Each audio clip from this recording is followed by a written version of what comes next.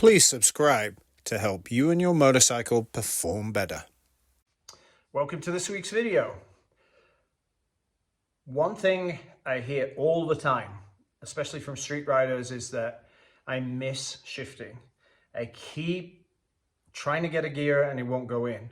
What's wrong with the bike? Not a whole lot usually, not unless the gearbox has been hammered and somebody's been very careless, shall I say, with their shifting. Usually the issue is always going to be the position of the shifter and the gap between the peg and the shifter itself. That gap on this Bandit 1250 is preset because it comes with a shifter and it comes with a foot peg. And get on with it, right? Like every motorcycle around the world, no matter where it comes from, there is a gap here that is defined by the manufacturer because you get that motorcycle as is off the showroom floor. What can you do? Well, you can adjust your angle up, down, depending on whether you have a shift rod or a fixed shifter that is attached just to the spline. And then you can go ahead and change the distance between the peg and the shifter. That's possible sometimes because OEMs will provide a shifter that has an elliptical adjuster where you undo a holding bolt and then you spin the adjuster on the toe piece where you want it to go and you torque the bolt again.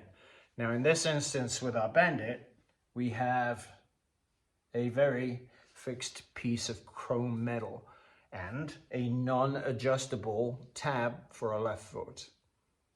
Okay, so those are the limitations we have. So let's do some investigation here and see how this is going to work for me with my shoe size of a 43 Euro and a 9 US. I'm going to measure the gap between peg and shifter. On the Bandit 1250S, that gap from the peg to the shifter in the short gap is 115 millimeters. Now, from your heel, the back of the heel of the boot, out to the middle of the peg and the shifter tab is 160 millimeters. So there's two distances, short here for your foot to get in and under, and then the distance total here so that your heel hits this part of the peg, and then where does your boot go?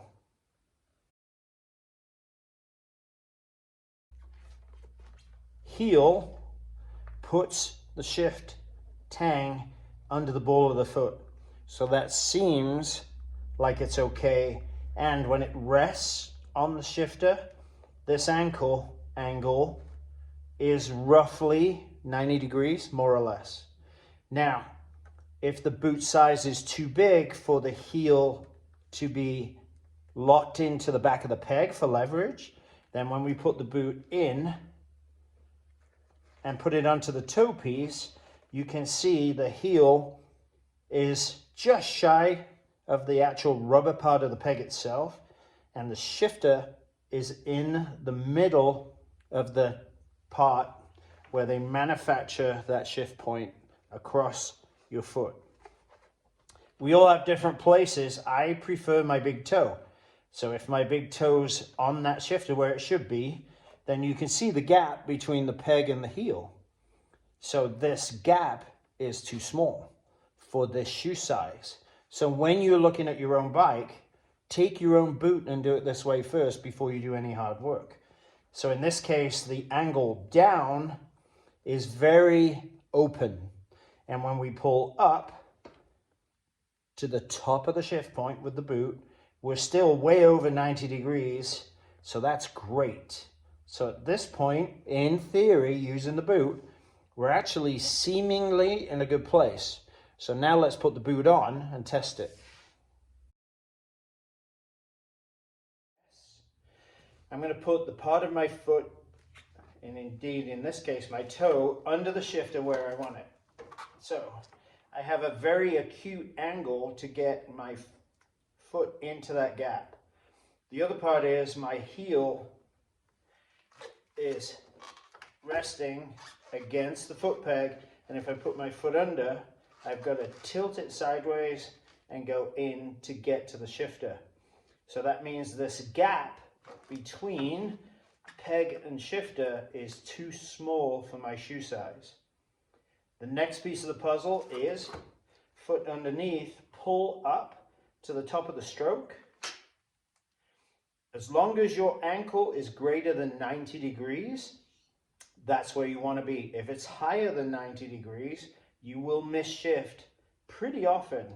So look how less than 90 degrees my ankle is to put my foot on top to then shift the other direction.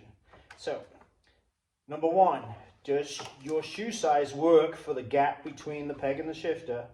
Number two, are you over 90 degrees at the top of the stroke so that you have the correct angle? And when your foot's on top, are you significantly less than 90 degrees, making it very difficult to do this and this because that gap is too small? If we need to adjust the angle of the shifter here, sometimes you have a shift rod and other times you just have a shifter on this part of the arm, which doesn't have an adjustment. All it has is splines, so you can take it off, move it up one spline, put it back on, take it off, go down one spline and try it because it's fixed. With a rod, we have adjustability. So we need to loosen the nuts first. Tighten one way, release the other, because this hasn't been done in a while. Spin that nut up. There. Now we need to go ahead and undo this. So tighten first, release second. And now with your shift rod, you need to understand when I'm looking at it, do I turn it clockwise? What does it do? If I turn it counterclockwise, what does it do? So clockwise is raising the lever. Counterclockwise is lowering the lever. So I need to find the right angle that I want for me so that when I'm at the top of the shift point here, my ankle is greater than 90 degrees. Not by much, maybe 100, that's sufficient.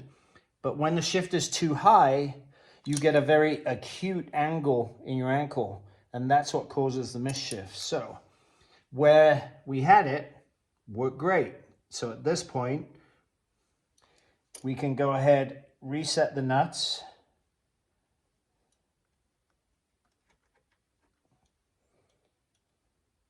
And then we can go test. Now on the Bandit, I can leave the cover off, go ride the bike, and shift up and down and see how it feels. But with my shoe size, this gap is too small, so I'm going to struggle no matter what. What would be ideal is the shift toe piece actually having some holes here so that I can adjust it to where I want it. And in some shifters, you'll get a slot so you can move it backwards and forwards. So if you're having a problem with this, look at an alternative. How much do we shift? So how much should we struggle with a shifter that doesn't give us the right gap? That doesn't make sense, does it? Then when you're finished, obviously, you have to retighten and set those correctly so they're nice and snug. Usually, if I'm doing this to find what I need, I'll put a dab of RTV silicone here and here to stop the nuts backing up. And that way I can make a change and know that the shift rod won't fall out. Very important. Okay, now we've done the hard work of at least what we have for adjustability. Now we have to go out and ride and test. So you got two options. You can put it back together like this, go ride it, or you can leave the cover off as I talked about earlier. Test, adjust, to find really what's perfect for you. And the bottom line is this: how often do you shift? And if you're shifting per gear change, how much extra work are you putting into your riding? How much extra work are you asking of your shin muscles to lift and relax your foot in different and sometimes very challenging angles? What's the point of that? So you can optimize what you've got, but honestly, why wouldn't you just go buy a shifter that meets your needs? Because it has adjustment either in a rotation or it has a slot. And that way you can fit the shifter to exactly the angle you want and exactly your specific unique shoe size to you. Most times on most motorcycles, my first purchase is always going to be a shifter because I shift so much and I ride the bike a lot. And I don't want to miss shifts, specifically when I'm riding on the weekends, or even more importantly, when I'm on the track coaching or creating video content.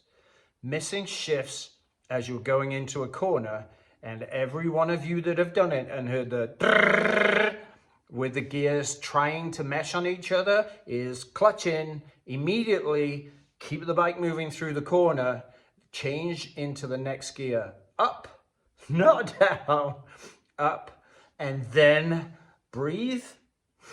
Okay, I'm in gear. All right, let's start over. On a street ride, you don't really have that amount of time and safety margin to go ahead like you would on a racetrack or a track day to have that moment.